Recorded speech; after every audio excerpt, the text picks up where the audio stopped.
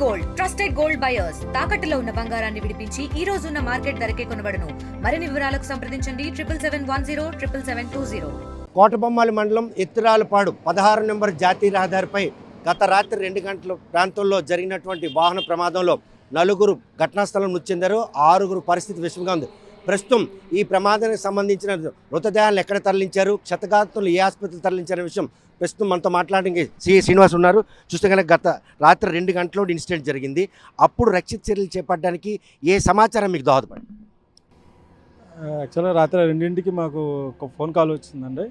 ఇటు నుంచి వెళ్ళే ఒక బస్సు డ్రైవర్ మాకు హైవే మొబైల్కి అలర్ట్ చేస్తే హైవే మొబైల్ మాకు చెప్పారు. వెంటనే ఇమీడియట్గా మేము, నేను, ఎస్ఐ గారు, హైవే మొబైల్స్, మొత్తం నైట్ రౌండ్స్ ఆఫీసర్స్ మొత్తం అందరూ డిస్ట్రిక్ట్ ఆఫీసర్స్ అందరం అటెండ్ అయ్యాము. వచ్చేసరికి స్పాట్లోనే వాళ్ళని తీసేసి మిగతా వాళ్ళని నర్సంపేట హాస్పిటల్కి పంపించడం జరిగింది.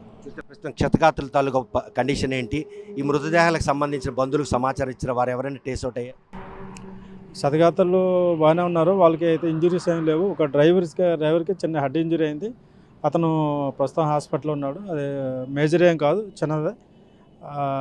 వాళ్ళ ఫ్యామిలీ మెంబర్స్కి ఇన్ఫార్మ్ చేసి మాట్లాడి వాళ్ళు వస్తున్నారు, ఇండోర్ నుంచి వస్తున్నారు. చూస్తే కనుక పార్కింగ్లో లారీ ఉంది స్పెసిఫికేషన్ ప్లేస్లో, కానీ తుఫాన్ వెహికల్ ఏ అంటే కండిషన్ మిస్ అయ్యి ఈరోజు దాన్ని హిట్ అవ్వడానికి కారణం అనుకోండి. 2 గంటల సమయం మీరు చూసినటువంటి ప్రాథమిక దర్యాప్తు. యాక్చువల్గా వీళ్ళంతా మధ్యప్రదేశ్ చెందిన వాళ్ళు. వీళ్ళు అలహాబాదు, కాశీ,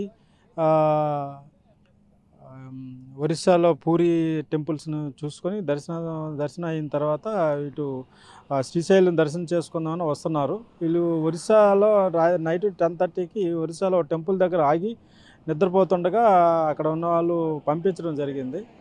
మరి ఆ జర్నీ కంటిన్యూ చేశారు. నిద్రలో ఆపుకోలేక ఇతను వచ్చి డ్రైవర్కి, ఒకరే డ్రైవరు, ఇంత ఎంటైర్ 1000 కిలోమీటర్లు తిరుగుతున్నారు, ఒకే డ్రైవర్ అవడం వల్ల స్ట్రైన్ అయ్యి పార్కింగ్లో ఉన్న వెహికల్ని పట్టడం జరిగింది. హిట్టింగ్ చూస్తే కనుక చాలా ఫాస్ట్గా వెహికల్ వస్తున్నట్టు అనిపిస్తుంది. లోడెడ్ లారీ కూడాను ఈరోజు బ్యాక్ శాసీ కూడాను బెండ్ అయిందంటే ఏ మేరకు స్పీడ్ ఉంటుంది?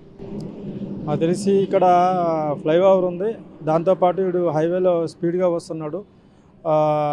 సుమారు 80 కిలోమీటర్ స్పీడ్తో వచ్చి హిట్ అవ్వడం జరిగింది.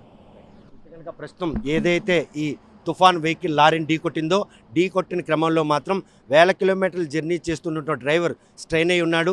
అర్ధరాత్రి 2 గంటలు కావడం, స్పెసిఫికేషన్ ప్లేస్లో పార్కింగ్ పెట్టినా కూడాను అంటే 80 నుండి 100 కిలోమీటర్ల వేగంతో ఈరోజు ఆ తుఫాన్ వెహికల్ ఉంది. అందులోనే డ్రైవర్ ఒక్కరు మాత్రం ఇంజరీ అయింది. ఘటనా స్థలంలో 4 మాత్రం మృతి చెందారు.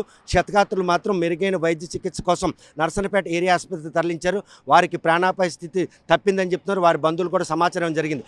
గత రాత్రి జరిగినటువంటి ఏదైతే ఈ వాహన ప్రమాదం ఉందో 4 మృతికి కారణమైంది. మరోవైపు చూస్తే కనుక ఫ్లైఓవర్ వైపు చూస్తే కనుక ఫ్లైఓవర్ డౌన్ అది. ఆ డౌన్లో ఆయన వేగంతో పాటు ఆ డౌన్ కూడా వారికి చేదురుగా నిలిచింది. ఇక్కడ మనం నిల్చున్న ప్రదేశంలోనే లారీ ఆగి ఉండేది.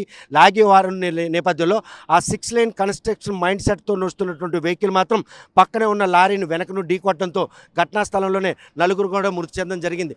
ప్రస్తుతం మాత్రం వారి బంధువులు సమాచారం ఇచ్చారు. మృతదేహాలను పోస్ట్ మార్టం నిమిత్తం కోటబొమ్మాలు ఆసుపత్రికి తరలించగా క్షతగాత్రులు మాత్రం ప్రస్తుతం నర్సనపేట ఏరియా ఆసుపత్రిలో చికిత్స పొందుతారు. ఈ ప్రమాదం మాత్రం చిక్కోలు జిల్లాలో ఒక్కసారిగా ఉలిక్కిపాటు గురిచేసింది.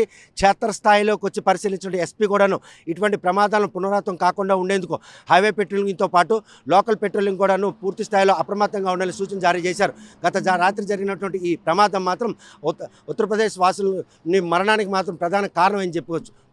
ఘటనా స్థలం నుండి వీడియో జర్నలిస్ట్ రామకృష్ణతో Satyam, RTV Srikakulam. Local to global news at your fingertips. మీ చేతిలో ఒక ఆయుధం. Download Raw TV app. Media legend Ravi Prakash is back.